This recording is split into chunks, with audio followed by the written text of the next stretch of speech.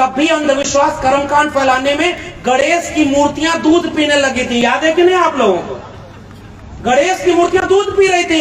ये देश ऐसा है कि 20 साल बाद जब कोरोना आया तो थाली और ताली बजा करके इस मुल्क के हुक्मरान ने मूर्खता का परीक्षण कर लिया है। मुझे एक ऐसा भारत दिख रहा है जिसे भीतर से पूरी तरह बर्बाद किया जा चुका है, संविधान को पूरी तरह तबाह किया जा चुका है। और अंधविश्वास क्या, वो एक आदमी खजूर पर चढ़ गया और वहां से नीचे देखा तो डर लगने लगा, तो उसने हनुमान को मानता था। उन्होंने कहा हनुमान जी हमको ताकत दे दो, नीचे उतर गया तो इस मंगलवार आपको 1 किलो लड्डू चढ़ाऊंगा।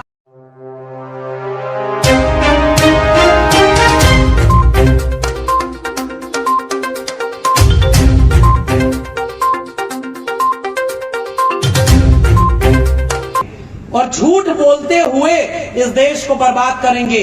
तिरंगे के रंग का विरोध किया था कि नहीं, आप जानते हैं कि नहीं लोगों को? हमारे यहाँ भोजपुरी में साहब एक कहावत है, 3 तिगाड़ा काम बिगाड़ा।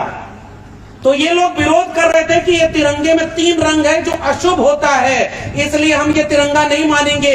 और अपने नागपुर वाले कार्यालय पर 2002-03 तक उन्होंने तिरंगा नहीं फहराया। और अब देखो हर घर तिरंगा, हर हाथ तिरंगा। कैसा जुल्म है रे भाई। आप अपना देशद्रोही होने का जो दावा है वो थोप रहे हो हमसे। हम कह रहे हैं हर हाथ तिरंगा और हर घर तिरंगा छोड़ो।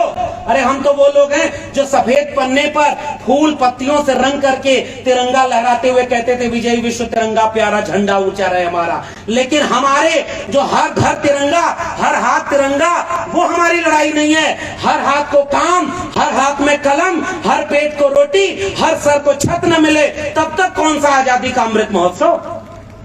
हमारी लड़ाई कलम और किताब की लड़ाई है। और जिस फूले अंबेडकर पेरियार की बात करते हैं वो भी तो यही सवाल पूछ रहे थे, महात्मा फूले। मुझे याद आते हैं, और ओबीसी समाज के जो लोग आए हुए हैं मैं उन्हें ज्यादा संबोधित करते हुए कह रहा हूं, आपके यहां भी सुना है ज्यादा ओबीसी, दलित, SC ST, ओबीसी माइनॉरिटी यही लोग हैं। लेकिन राज कौन कर रहा है? महात्मा फूले ने कहा कि ये जो गुलामी है ये कर्मकांड की गुलामी है, ये अंधविश्वास की गुलामी है। और हमारे लोगों को मानसिक रूप से गुलाम बनाकर उनके हाथ से कलम और किताब छीन ली।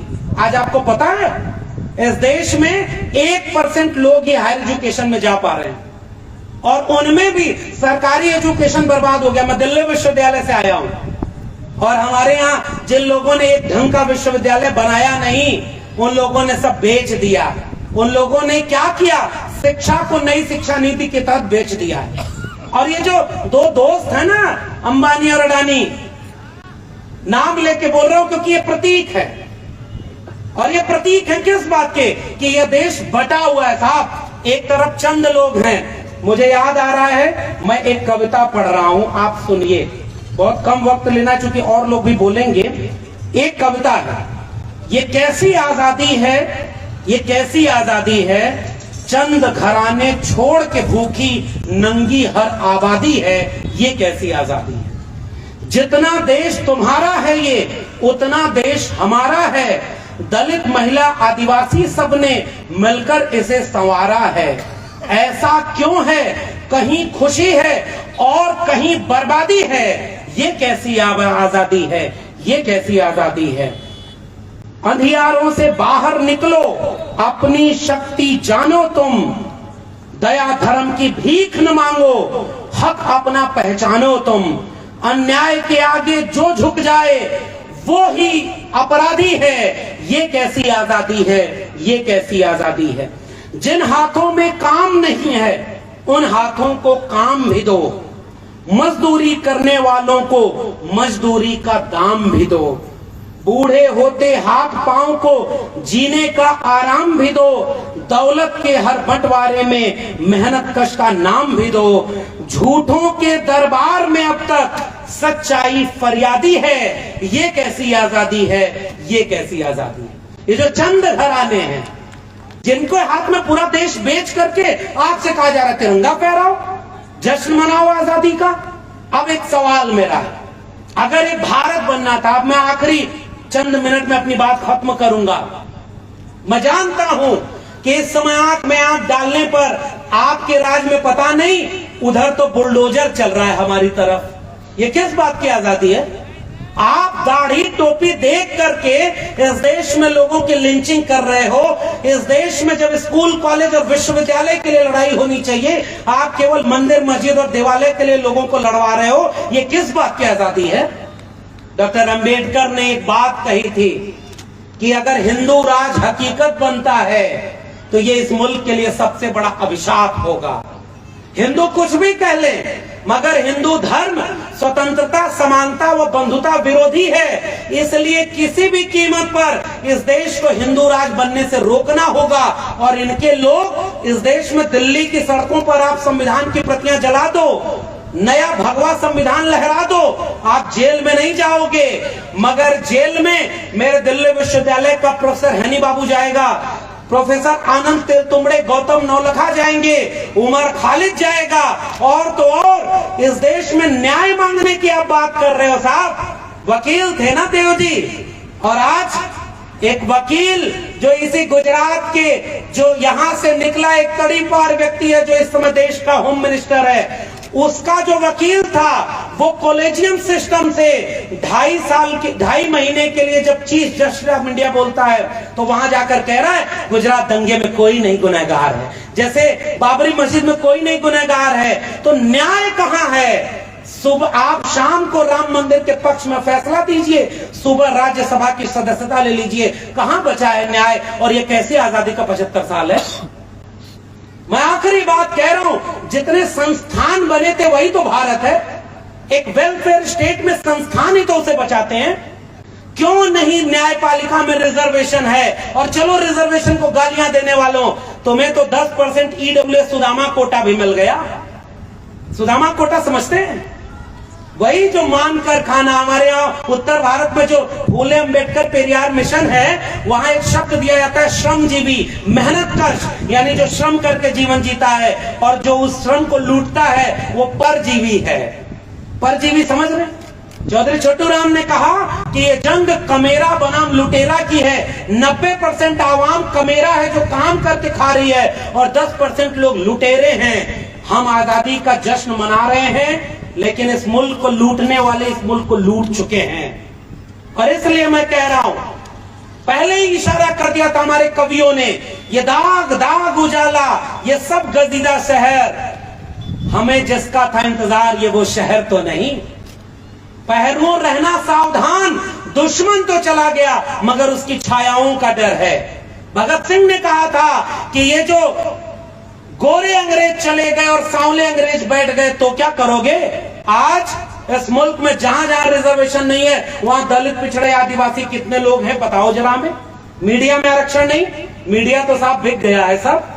मीडिया, अरे आज से 20 साल पहले जब मीडिया इतना ताकतवर नहीं था कि इस देश में इतनी जहालत है, तो मंदिर मस्जिद में लड़ाते रहो और सब वंचितों शोषितों का हक खाते रहो और आजादी का अमृत महोत्सव मनाते रहो। ये हुआ ना इस देश में। और इसलिए मैं जाते जाते केवल एक गुजारिश, बहुत प्रबुद्ध लोग मंच पर बैठे हुए हैं, और आप साहब तो एक मिशन मूवमेंट के लोग हैं, बामसेब के लोग तो कैडर के लोग हैं, हमसे ज्यादा आप मेहनत कर रहे हैं। आप तो गांव गांव जाते हैं, हमें तो सम्मान कुमार साहब ने बुलाया कि चलो भाई वहां पर भी अपनी बात रखनी है, तो मैं तो गुजारिश करने आया हूं, केवल अपील। हो सकता है आप लोग तो गुजरात के लोग हो, देश कितना बर्बाद हो रहा है ये सब हमसे बेहतर आप जानते हो, क्योंकि शुरुआत वाले यहीं से तो गए थे, हमसे बेहतर आप जानते होगे। लेकिन बात यह है कि इस वैचारिक मंच पर एक और बात मैं कह रहा हूं, हमारी लड़ाई व्यक्तियों से नहीं है। ये चंद लोग जो 2 लोग कुर्सी पर बैठे हैं, हो सकता है कल ये चुनाव हार जाए, कोई दूसरा आ जाए, मगर विचारधारा अगर हार गई तो व्यक्ति कोई भी रहेगा, हमारी पीढ़ियों का हक मारा जाएगा। बताइए कि बिल्किस बानो के बलात्कारी जब बाहर आपके राज्य में रिहा हुए तो वो कौन लोग थे जिन्होंने फूल माला और मिठाई से स्वागत किया था? ये किस बात का अमृत महोत्सव है? बलात्कारियों के पक्ष में खड़ा होना कौन सा भारत है? नाज हो रहा होगा क्या जिनका तुम आजादी का अमृत महोत्सव मनवा रहे हो? उन्होंने तो एक बात कही थी, हम लाए हैं तूफान से कश्ती निकाल के, इस देश को रखना मेरे बच्चों संभाल के। यही देश संभाल रहे हो आप। बलात्कारियों को बेल और हक हुकूक के लिए लड़ने वालों को जेल, और उसमें भी अगर कोई लड़ा तो वो देव जी माहेश्वरी जैसे उनको गला काट करके मार दिया गया और आज तक न्याय नहीं मिला। फिर किस बात का अमृत महोत्सव? ये मेरा सवाल है आपसे। और जाते जाते ये गुजारिश है कि लड़ाई विचारधारा की है। कैसे? न्यायपालिका वकील है ना, वकील वकालत में आप कॉलेजियम सिस्टम है। और अभी याद है कि नहीं आपको, जो इस समय चीफ जस्टिस ऑफ इंडिया है उसका बेटा केवल 3 साल अभी वकालत की प्रैक्टिस किया है और उत्तर प्रदेश में उसको सरकारी वकील बना दिया गया है। क्या न्यायपालिका पर अभी भी आपको भरोसा बचा है? क्या न्यायपालिका कहां खड़ी है? और दूसरी तरफ मीडिया जो आपके सपनों का भारत, तो आपके ऊपर जो अत्याचार अन्याय हो रहा है वो नहीं दिखाएगी। तीसरा संस्थान भारत का मुझे दिख रहा है विश्वविद्यालय, स्कूल, कॉलेज। साहब स्कूल कॉलेज तो बर्बाद कर दिए गए हैं। आप गुजरात वालों, आपको अच्छे से पता होगा ठेके पर शिक्षक रखने का शुरुआत कैसे कैसे यहां से हुई और अब पूरे देश में लागू हो गई। हम तो बिरसा, फुले, अंबेडकर, पेरियार की बात कर रहे हैं, तो हम कलम और किताब की बात कर रहे हैं ना। तो सरकारी शिक्षा को बेच दिया, ये स्कूल बर्बाद हो गए। और नई शिक्षा नीति में कहां तो नए स्कूल, कॉलेज, विश्वविद्यालय खोले जाने थे। नई शिक्षा नीति क्या कह रही है? अगर आपको शिक्षा देनी है तो सरकारी स्कूल, कॉलेज, विश्वविद्यालय यूजीसी से लोन लेंगे। और लोन कितना मिलेगा? जितना स्कूल, कॉलेज, विश्वविद्यालय फीस अपनी जनरेट करेगा। फीस कैसे होगी? फीस महंगी होगी तब तो स्कूल को पैसा मिलेगा। बताओ, इस मुल्क के 90% वंचित, शोषित, गरीब, कमजोर, मजलूम, मेहनतकश आवाम क्या लाखों रुपए फीस देकर अपने बच्चों को पढ़ा सकती है? क्या शिक्षा खत्म, स्कूल बर्बाद। अब स्कूलों में कोई पढ़ाई नहीं। विश्वविद्यालय में डीयू, जेएनयू बचा था, उसकी फीस बढ़ा दी। और धीरे धीरे ये जो दोनों दोस्त है, जिसको पहले चंदा लेकर चुनाव लड़ो और उसके बाद देश बेच दो, इतना देश बेचो कि अपने दोस्त को दुनिया का दूसरा सबसे अमीर आदमी बना दो। ये कौन सी आजादी है भाई? आजाद तो तुम्हारा दोस्त हुआ, हम तो और गुलाम हो गए कि हमारे हाथ से कलम और किताब भी छिन गई। तो ये तीसरा संस्थान जो बर्बाद हुआ है 75 साल में, वो एजुकेशन है। इसीलिए जब इस मुल्क को लड़ना था स्कूल, कॉलेज और विश्वविद्यालय के लिए, तो ये मुल्क शौचालय और देवालय में खुश है। हमें उसका विरोध करना होगा, वरना ये भारत और बर्बाद हो जाएगा। और चौथा और आखिरी स्तंभ, हम आम आवाम हैं। जमहूरियत एक तर्ज हुकूमत है कि जिसमें बंदों को गिना करते हैं, तौला नहीं करते। माफ करिए साहब, हम लोग भी पहचान नहीं पा रहे। और आप आम सेव के लोगों, आपको तो, और आपके यहां भी देखिए कितना झगड़ा लगवा दिया यही। और मेरे पूर्व के वक्ता कह रहे थे कि इस कच्छ को बम से मुक्त कर देना है। हो सकता है ये अपने आका से सीख के आए हैं जो गुजरात से दिल्ली चला गया कि इस देश को विपक्ष मुक्त कर देना है, इस देश को इनसे मुक्त कर देना है। अरे तुम में अगर इतना ही हुनर था तो 75 साल आजादी का अमृत महोत्सव मनाते हुए घोषणा करते कि हमने इस मुल्क को गरीबी से मुक्त कर दिया है, हमने इस मुल्क को भुखमरी से मुक्त कर दिया है। मगर कुपोषण के शिकार सबसे ज्यादा महिलाएं भारत में, स्कूल से ड्रॉप आउट रेशियो बच्चों का सबसे ज्यादा भारत में, इस समय सबसे कमजोर दलित, पिछड़े, आदिवासी भारत में। फिर मुक्त कौन हुआ? आजादी का अमृत महोत्सव किसका बना? और इसलिए मैं आखिरी में जाते जाते बौद्धिक बात की लड़ाई विचारधारा की, मैं इस बात से, वरना हमारा और आपका रिश्ता क्या है साहब? आप तो गुजरात वालों ने हमें बुलाया, कुछ लोग थोड़ा बहुत जानते होंगे, कुमार साहब जानते हैं, वो केवल इसलिए कि हमारे मन में भी एक सपनों का भारत जो है वो फूले, अंबेडकर, शाहू के मिशन का भारत है। और वो भारत क्या था? कलम और किताब का हमारे पुरखों ने इस मुल्क को बनाया था और लूट लिया उन लोगों ने जिन्होंने पहले भी लूटा था। तो रिश्ता हमारा और आपका किससे बना? विचारधारा से। और विचारधारा किसकी? इंसान और इंसान बराबरी की। मुझे याद आ रहा है, आखिरी में केवल वो नारा याद कर रहा हूं, समाजवादी आंदोलन, बाबा साहब का मिशन, फूले साहब का मिशन, पेरियार साहब का मिशन। पेरियार साहब कर्मकांड पर भी 2 मिनट बोल ही देता हूं, अब आप लोग इतने धैर्य से सुन रहे हैं। गुलामगिरी लिखने वाले महात्मा फूले ने सबसे ज्यादा अटैक किस पर किया? कर्मकांड पर। और हमारे लोगों को कहा जा रहा है मंदिर जाओ। अरे अगर मंदिर जाना है तो मंदिर में पुजारी हमारे लोग क्यों नहीं बने?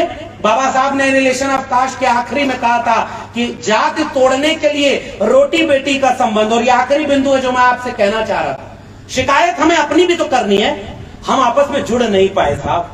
हमने रोटी बेटी का संबंध नहीं बनाया। दलित दलित से लड़ रहा है, पिछड़ा पिछड़े से लड़ रहा है, हम आदिवासी के साथ खड़े नहीं हैं, आदिवासी और हम सब मिलकर मुसलमान के साथ खड़े नहीं हैं, माइनॉरिटी के साथ खड़े नहीं हैं, किसान अलग लड़ रहा है। आइए मिल करके लड़ें, तभी तो आजादी का अमृत महोत्सव असल में मनाया जाएगा। हमें तो मिलना पड़ेगा ना। और इसलिए मिलने में बाधक क्या है? ये कर्मकांड। थोड़ा नीचे उतरा तो कहा हनुमान जी कोरोना में नौकरी चली गई, हमारे 12 करोड़ लोगों का जो रोजगार गया उसमें मेरे पिताजी भी शामिल हैं, इसलिए इस मंगलवार को केवल आधा किलो लड्डू चढ़ाऊंगा, आप खुश हो जाना। थोड़ा और नीचे उतरा तो उसके बाद कहा कि लड्डू तो आपके यहाँ बहुत चढ़ता है, मैं 250 ग्राम लड्डू चढ़ाऊंगा, आप खुश हो जाना। ऐसा करते करते जब वो नीचे उतरा तो कान पकड़कर उठक बैठक किया कि ना आज से कभी पेड़ पर चढ़ूंगा न तुम्हें लड्डू चढ़ाऊंगा। हमें तर्क और विवेक की बात करनी, कर्मकांड से लड़ना पड़ेगा और आंख में आंख डालकर। मैं किसी धर्म की भावना आहत नहीं कर रहा हूं, मैं कर्मकांड, और यही फूले अम्बेडकर पेरियार का मिशन है। तर्क और विवेक, वैज्ञानिकता। भारत का संविधान अनुच्छेद 51A कहता है कि ये नया भारत जब बनेगा तो लोगों में वैज्ञानिक चेतना का विस्तार होगा, और हमें तो साहब अंधविश्वासी बनाया जा रहा है।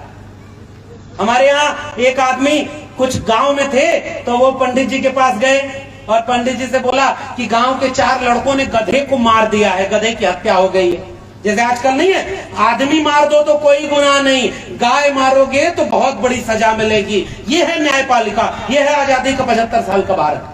तो जब उन लोगों ने उसके कहा तो पंडित ने कहा कि अरे वेदों में तो लिखा है कि गधा मारना बहुत बड़ा पाप है, बहुत बड़ा गुनाह है, 22 प्रकार के नरक है, उसमें तुमको तला जाएगा, भुना जाएगा, काटा जाएगा। तो गांव वालों ने कहा हुजूर मुक्ति कैसे होगी? तो कहा हवन कराना पड़ेगा। तो कहा कितना खर्च आएगा? तो कहा लाखों रुपया खर्च होगा, इतने लोगों को ब्राह्मणों को खिलाओ तब जाके अपराध से मुक्त होगी। गांव का एक व्यक्ति जाकर कान में बोला, पंडित जी जिन्होंने गधा मारा उसमें आपका बेटा संतोष भी शामिल था। पंडित नाराज होकर शांत होकर बैठा। मैं भोजपुरी में कहावत कर रहा हूं, मैं उत्तर प्रदेश आजमगढ़ से आया हूं। उसने कहा कि 2-4 लइकन में एक संतोष और गधा के मरले में कौनो न दोष। समझ गए ना आप? ये कर्मकांड और अंधविश्वास के नाम पर हमारे लोगों को मूर्ख बनाया गया।